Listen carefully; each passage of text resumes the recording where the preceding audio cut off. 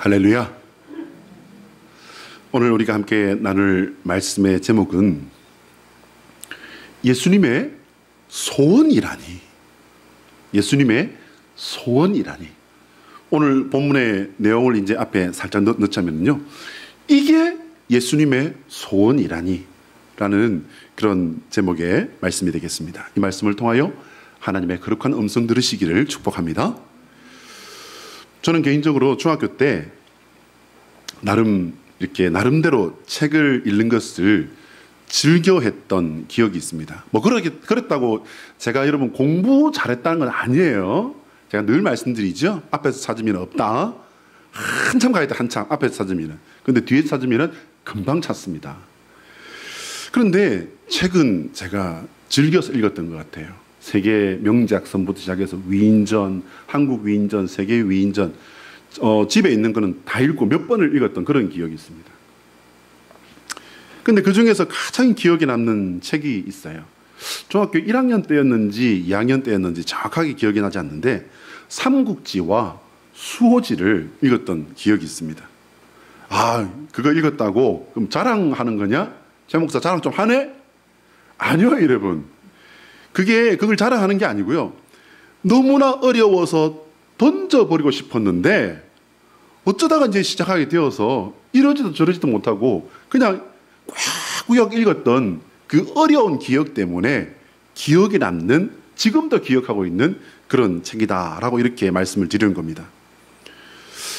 심지어는 이 책이 얼마나 이게 막 혼란스럽고 어려웠던지, 다 읽었는지 중간에 내용이 빠졌는지 그것도 모를 지경이었습니다. 왜냐하면 저희 아버지께서 배에서 이제 몇 개월 동안 바다에만 떠 있으니까 거기서 이제 책들을 읽는데 책들이 다 이렇게 두꺼워요. 그런 책들을 이제 읽는 게 소일이었겠죠. 이제 그렇게 읽은 책들을 집에 이제 가져와서 보관을 하고 있는 그런 책들이었는데, 그래, 아버지께서 읽었단 말이지, 그럼 나도 읽어봐야지. 이런 마음으로 이제 시작을 했던 것 같아요.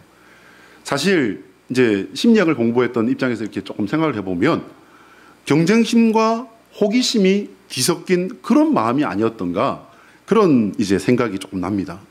지금도 이해가 안 되는 것은요, 너무 어려워서 그만하고 싶었는데 그만하지 못했고 왜 굳이 꾸역 끝까지 읽었던 걸까? 정말 어려웠거든요.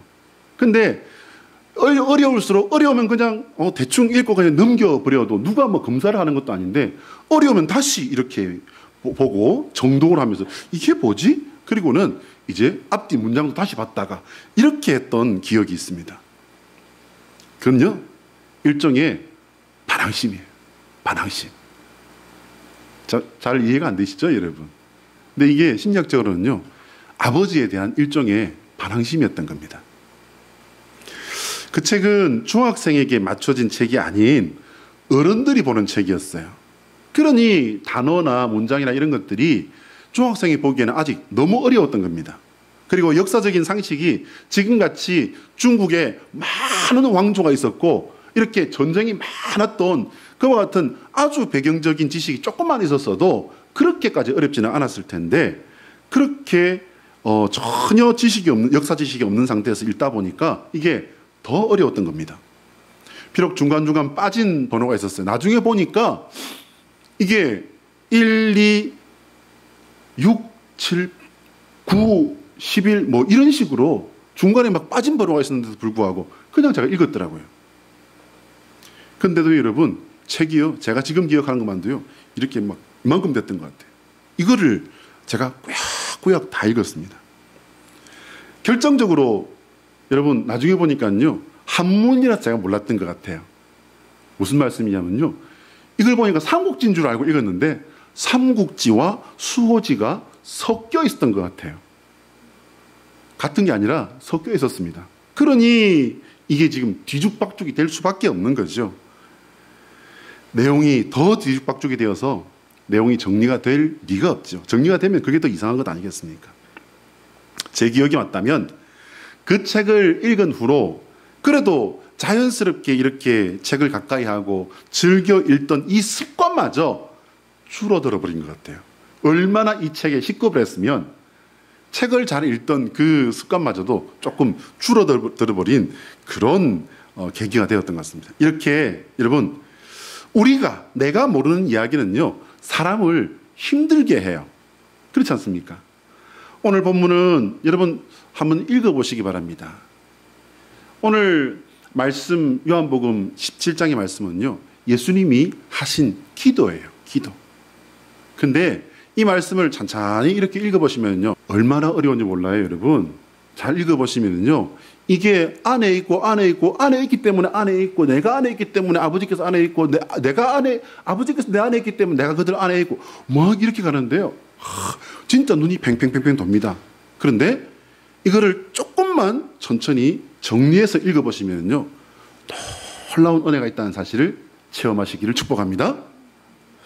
한번 따라할까요? 하나님의 소원은 우리가 예수 그리스도 안에서 하나님을 알고 사랑하며 나를 알고 세상을 섬기는 성도가 되는 것이다. 자, 시작. 하나님의 소원은 우리가 예수 그리스도 안에서 하나님을 알고 사랑하며 나를 알고 세상을 섬기는 성도가 되는 것이다. 할렐루야. 오늘 설교 끝이에요. 이게 결론이에요. 이게 여러분 하나님의 소원이에요. 예수님의 소원이고요, 하나님께서 예수님 안에 계시기 때문에 예수님께서 이런 소원을 갖게 되셨고, 예수님 안에 살아가는 우리도 이 소원에 동참하고 이 소원이 이루어지는 삶을 살아야 될 줄로 믿으시기 바랍니다. 지난 한 주간 저는 기독교 복음이 이제 동쪽으로 가려다가 마게도니아 사람의 환상을 통해서 이제 서쪽으로 가게 된, 지난주일 우리 사도행전 그 11장의 설교 내용과 이렇게 연결해서 여러 가지가 거기에 더해져서 제 머릿속은 상당히 복잡했습니다.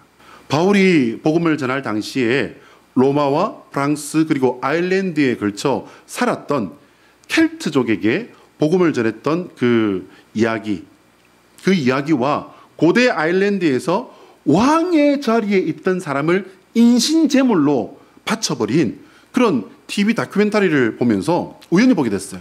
그거 보면서 이 막 여러 가지 생각들이 섞여졌기 때문에 아주 복잡한 그런 상황 속에 있었습니다. 그런데 문득 그런 생각이 들었습니다. 저렇게 미개하고 저렇게 험악하고 무서운 세상에 예수님의 복음이 들어가서 저 세상을, 저런 미개한 세상을, 무섭고 끔찍한 그 문화를 예수님이 들어가셔서 바꾸셨구나. 할렐루야.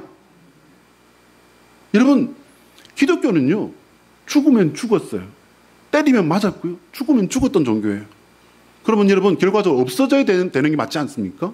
그런데 놀라운 것은 그랬던 기독교가 그 나라를 변화시키고, 그 나라를 중심으로 해서 그 옆에 나라를 변화시키고, 그 옆에 나라가 변화시키는 그 도미노 현상을 통해서 세계가 변화시키는 놀라운 은혜의 도구가 되었던 것을 깨달으시기 바랍니다.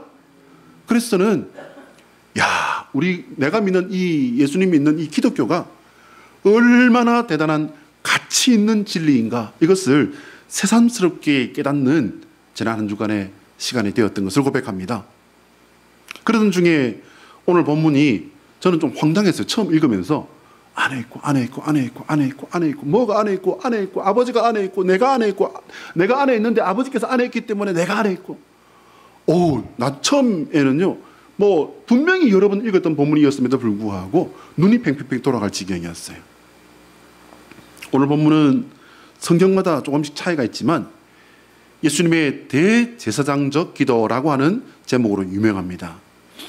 예수님의 이 기도는요, 예수님께서 가룟 유다의 배신으로 이제 잡히시기 직전, 이제 잡혀가신 곳인 그 겟세마네 동산으로 가시기 직전에 드린 기도였습니다.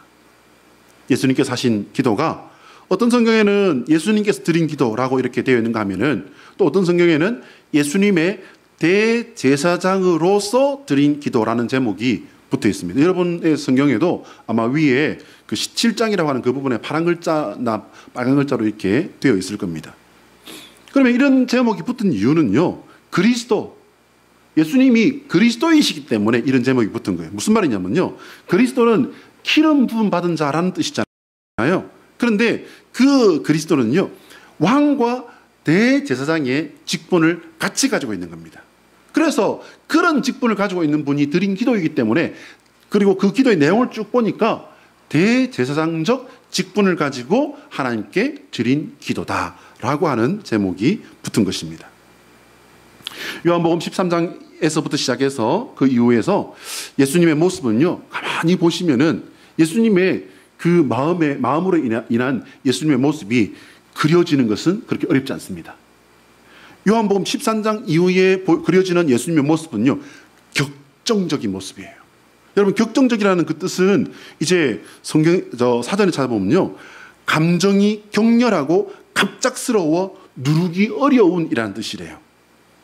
예수님의 지금 마음은요, 누를 수가 없는 거예요. 진정이 안 된다보다는 너무너무 지금 마음을 누를 수가 없는 그런 상황인 겁니다. 예수님께서는 이제 곧 십자가에 달려야 합니다. 그런데 여러분, 예수님의 제자들 어떻게 됐습니까? 나는 예수님의 제자입니다. 내가 예수님의 제자가 되겠습니다. 나는 예수님을 따라다니겠습니다. 라고 했던 많은 사람들이 십자가를 말씀하시자 거의 다 떠나가 버리셨습니다. 다 떠나가 버렸어요. 그런데 이제 진짜 정작 십자가를 지시는 그 사건이 벌어지기 바로 직전까지 왔는데 예수님의 제자들의 모습은 어떻습니까, 여러분? 글자 그대로 참 부족할 뿐입니다. 그런 모습을 보는 이 스승인 예수님의 마음은 어땠겠습니까? 그런 이유 때문이었을까요? 이제 기도하시는 이곳에서 이제 일어나서 기드론 골짜기, 지금 기도하고 있는 이곳에서 골짜기를 지나 건너편으로 건너가면, 이제 그 건너편으로 가면 그 다음에는 모진 고통을 당하고 십자가에 달려 죽는 그 죽음이 기다리고 있습니다. 그런데 요한복음 17장에 예수님의 기도의 내용은 처음 읽을 때 이해가 안 된 이유가 바로 이거예요, 여러분. 첫 번째는요, 당장 지금 죽게 생겼는데 하나님께 영광을 돌리고 있어요. 그런데 여러분, 예수님께서 죽음을 앞에 두고 드렸던 이 기도에서 하나님께 영광을 올렸던 것처럼요, 2000년 동안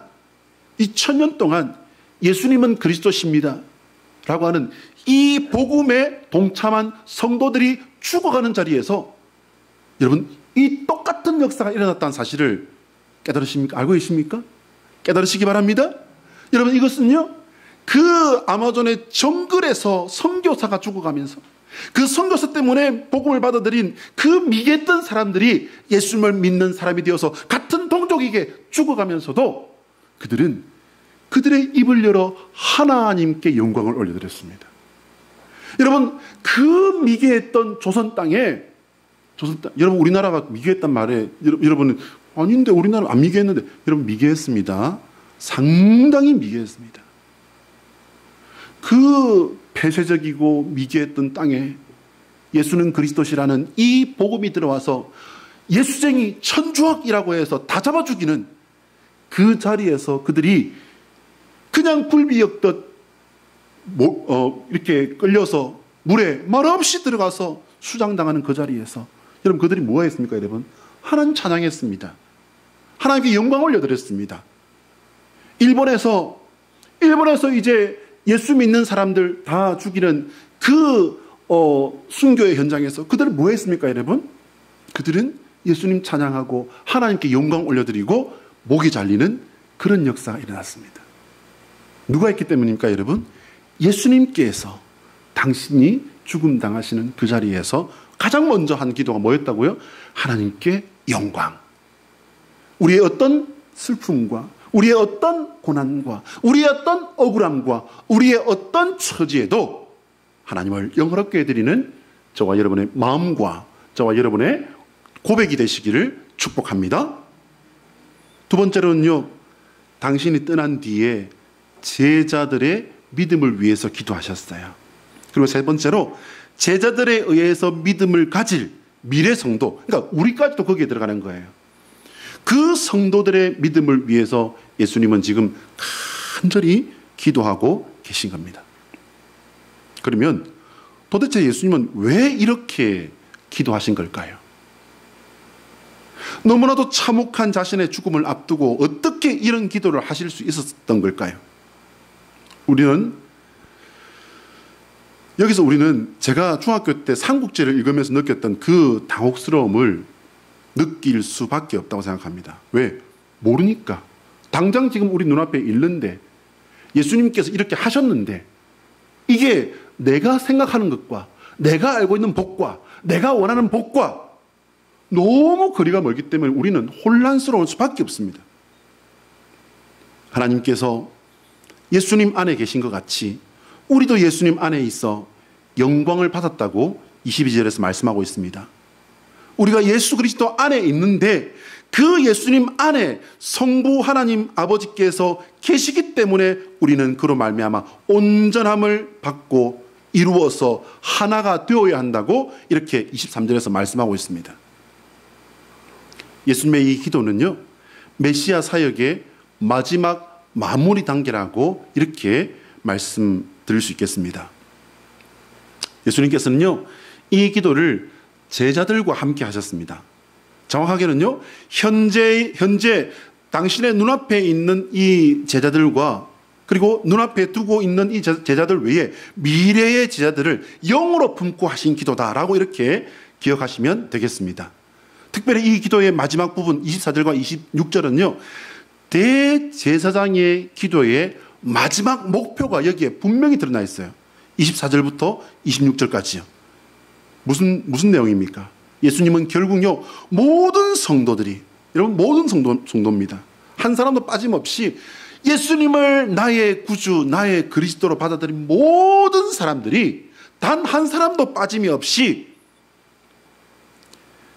하나님의 예수님의 영광을 보는 자리, 여러분 예수님의 영광을 보는 자리가 어디입니까? 천국이에요, 천국. 거기에 이르기를 소원하신다는 겁니다.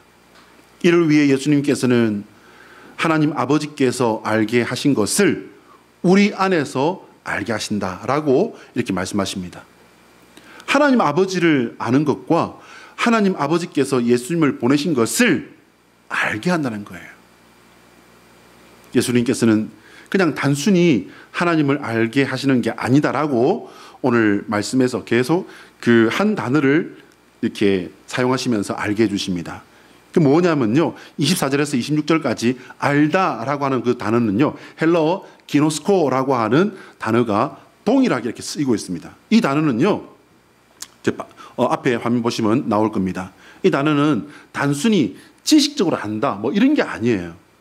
기노스코는 체험으로 알고 이해해서 아는 것을 말하는 겁니다. 근데 이 단어는요, 히브리어에도 이 단어와 비슷한 단어가 있습니다. 그게 뭐냐면요, 바로 야다라고 하는 단어입니다.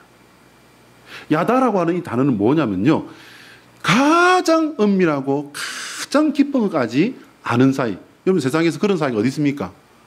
그런 사이는 부부밖에 없어요. 부부예요, 부부. 그 가장 깊은 것을 아는 사이를 부부라고 이렇게 한정을 두고 거기서 이제 야다라고 하는 부부가 서로를 아는, 사실은 여러분 이제 인간이 불완전한 게 그거예요. 부부는 그럼 다 압니까? 아니요, 여러분. 부부도 서로 알아가다가 끝나는 게 부부예요. 그렇지 않습니까? 그런데 이것은 뭐냐면 그나마도 가장 내밀하고 깊은 것까지 아는 사이를 말하는 겁니다. 기노스코는요, 바로 체험적으로 알고 이해해서 아는 알을 말하는 거예요. 확인해서 아는 확실한 알을 말하는 겁니다. 또한 이 기노스코라는 단어는요, 놀랍게도 뭐뭐와 관계를 맺다라는 뜻을 가지고 있어요. 누구와 관계를 맺겠습니까? 예수님과 관계를 맺는 거예요. 예수님을 통해서 하나님과 관계를 맺게 되는 것입니다. 결국 하나님께서 내 안에 들어와 나를 알게 하고 나로 하나님을 알고 사랑하게 하시고 나를 이끌어서 하나님 나라에 이르게 하시는 것으로 예수님의 기도가 이제 마치고 있는 거예요. 다시 한 번 더요. 결국 하나님께서 내 안에 들어와서 나를 알게 하는 거예요. 여러분, 그래서 이 믿음이라는 것은 믿고 아는 거예요? 알고 믿는 거예요? 알고 믿는 게 믿음 아니에요, 여러분. 그런 믿음 없어요. 믿고 알게 되는 게 믿음의 진리라는 사실, 믿음의 원리라는 사실을 깨달으시길 바랍니다. 내 안에 들어와서 나를 알게 하고 나로 하나님을 알고 사랑하게 하시고요, 나를 이끌어서 하나님의 나라에 이르게 하시는 것으로 예수님의 기도는 이제 마치는 겁니다. 이게 뭡니까 여러분? 이게 뭐냐면 고민할 것도 없이 이걸 줄여 말하자면 바로 성령 충만입니다. 성령 충만 받으시는 저와 여러분 되시기를 축복합니다. 예수님께서는요, 십자가 죽음을 앞두고 성도들의 성령 충만을 위해서 간절히 기도하신 거예요. 자, 한번 따라합니다. 예수 그리스도의 십자가는 성령 하나님을 만나는 다리이며 함께 걸어가는 천국길이다. 자, 시작. 예수 그리스도의 십자가는 성령 하나님을 만나는 다리이며 함께 걸어가는 천국길이다. 아멘. 깨달아지십니까? 이 만남을 가지시고 이 길을 끝까지 걸어내시는 저와 여러분 되시기를 예수 그리스도의 이름으로 축복합니다. 마이 라이프라고 하는 영화가 있습니다. 1993년에 개봉된 영화인데요. 이 영화는 마이 라이프, 영어로 되어 있네요. 굳이 해석하자면은 나의 삶, 나의 인생, 나의 생명, 이런 그 뜻이 되겠습니다. 미국 영화예요. 이 영화에 나오는 이제 남자 주인공 이름은요, 밥 존스라고 하는 사람입니다. 이 사람은 원래 어디서 태어나고 살았냐면요, 디트로이트가 되냐면 한국으로 치면 강릉쯤돼요. 강릉이나 포항쯤이라고 말할 수도 있겠네요. 그러니까 동쪽의 끝 동네에서 태어나고 자랐는데 아버지는 고물상을 해요. 아버지가 고물상을 한다는 것 때문에 이 밥 존스는 가족을 싫어합니다. 아버지를 부끄러워하고 가족을 부끄러워하고 싫어했습니다. 그는 이제 도망치던 집을 나와서 집과는 정반대. 이제 우리나라에 지금 우리가 강릉이 이제 동쪽 끝이잖아요. 그러면 이제 동쪽 끝에서 서쪽 끝이면 어디쯤 될까요? 충남 당진이나 인천, 그보다 더 멀리 가야 되겠어. 난 바다를 건너서 또 가야 되겠어. 그러면 강화도쯤, 아니야, 이것도 부족해. 나는 끝까지 가버릴래. 그럼 백령도쯤 되지 않을까요? 어쨌든 동쪽 끝에서 서쪽 끝으로 도망을 가서 거기서 열심히 살았습니다. 열심히 살아서 그는 광고업으로 이제 큰 성공을 이루게 되죠. 그런데 예쁜 아내도 얻어서 이렇게 행복하게 그 삶을, 이제는 고물상을 하는 부끄러운 아버지와는 다르게 살아보는가 보다 이렇게 생각을 했는데, 그만 40이 간 넘은 나이에 그는 암에 걸리고 맙니다. 신장암 판정을 받고 이제 그에게 얼마 인생이 남지 않았다는 사실을 알게 됩니다. 밥은 이제 아내에게는 아기가 지금 자라고 있습니다. 그 뱃속에 있는 아이는 아들이라는 사실도 알게 되죠. 근데 이제 자기에게 남은 시간은 얼마 남지 않았습니다. 그래서 그는 이제 한 아이디어를 짜내게 됩니다. 그는 인생에 필요한 것들이 무엇이 있는지 그는 비디오 카메라를 사가지고 이것을 가지고 스스로가 찍습니다. 그는 아들을 향해서 동화책을 읽어주고 이제 좀 더 크면은 해야 될 일들이 무엇인지, 또 이런 일들이 있는데 이런 일들은 이것 때문에 하는 거란다라고 하는 그런 그 설명들을 해줍니다. 뿐만 아니라 더 크게 되면은 다음 단계들은 어떤 일들이 있는데 남자로서 이런 것들은 이렇게 알고 대처를 해야 된다라고 하는 그런 설명들을 이제 비디오 카메라에 하나씩 담게 됩니다. 그리고는 이제 어느 날은 인생의 중요한 단계들마다 아버지인 내가 네 옆에 있어줘야 되는데 미안하다. 네 옆에 있어주지 못해서 참 미안하다. 라는 그런 말을 해주기도 합니다.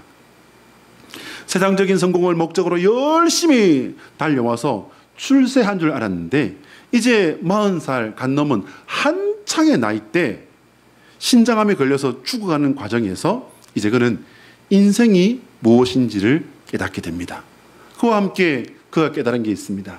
그 뭐냐면요, 아빠가 되면서 자신의 아버지의 마음을 이제 조금씩 이해해 가게 됩니다. 그리고 이제 그는 아버지에게 마지막 얼마 남지 않은 진짜 마지막 시간에 가족에게로 돌아가서 가족의 품에서 눈을 감게 되지요. 저는 개인적으로 제 마음에 혹은 제 기억에 가장 남는 영화들, 그 영화들을 이제 꼽으라면은 문득 생각나는, 제목도 기억이 안 나는 이 영화가 있었습니다. 그래서 마지막 자리에서 성도를 위해서 기도했던 예수님의 마음을 묵상하다가 문득 이 영화가 생각나더라고요. 그래서 이제 남자 배우는 기억이 나니까 찾아봤습니다. 찾아봤더니요, 이 영화가 My Life, 나의 인생이라고 하는 제목의 영화였다는 사실을 어젯밤에 제가 찾아냈습니다. 영화의 끝은 주인공의 죽음으로 끝나지 않습니다. 주인공이 남긴 이 비디오 테이프로 아들이 자그마한 아기 때부터 동화를 읽어주는 영상 속의 아빠를 보면서 조그만 아기가 이제 좀 더 커서 초등학생이 되고 하는 그 과정 속에서 이 화면 속의 아빠가 그 아들에게 남겨줬던 말들을 이제 듣게 되는 그 모습으로 영화는 마치게 됩니다. 예수님께서는 당신의 기도를 통해서 우리를 위한 예수님의 소원을 빌어주신 거예요. 예수님의 소원이 바로 오늘 요한복음 17장의 이 내용이었다는 사실을 깨달으시길 바랍니다. 그러면 여러분, 예수님의 이 기도는 응답되었습니까? 기도의 맛은 무엇보다도 응답되는 그 맛에 기도하는 거 아니겠습니까, 여러분? 여러분, 이 기도가 응답이 됐겠습니까? 안 됐겠습니까? 당연히 응답은 되었습니다. 그렇습니다. 사도행전 2장의 오순절 성령 강림 사건이 바로 이 기도의 응답이라는 사실을 기억하시길 바랍니다. 이제 우리가 기도할 차례예요. 성령 받고 성령 시대를 살아가는 우리가 이제는 예수님의 그 소원을 내 마음에 담고, 예수님이 기도하셨던 예수님의 소원을 나의 소원으로 담고 하나님 아버지를 향해서 우리가 이제 기도해야 할 차례입니다. 예수님의 영이신 성령 하나님께서 우리 심령에 가득하기를 우리 기도해야 됩니다. 성령 하나님께서 함께 하심으로 우리가 하나님을 더욱더 깊이 알고 더욱더 깊이 사랑하게 되기를 우리는 기도해야 될 줄로 믿습니다. 하나님을 사랑하고 그분의 나라를 소망하게 되기를 우리 기도해야 됩니다. 그 사랑 안에서 우리가 온전케 되어 한마음 공동체로, 우리 가정이, 우리 교회가 한마음 공동체로 화목하기를 우리는 기도해야 될 줄로 믿습니다. 그 마음, 그 모습으로 우리가 주님 앞에 서는 날까지 성령님의 인도하심을 따르는 성도가 되시기를 예수 그리스도의 이름으로 축복합니다.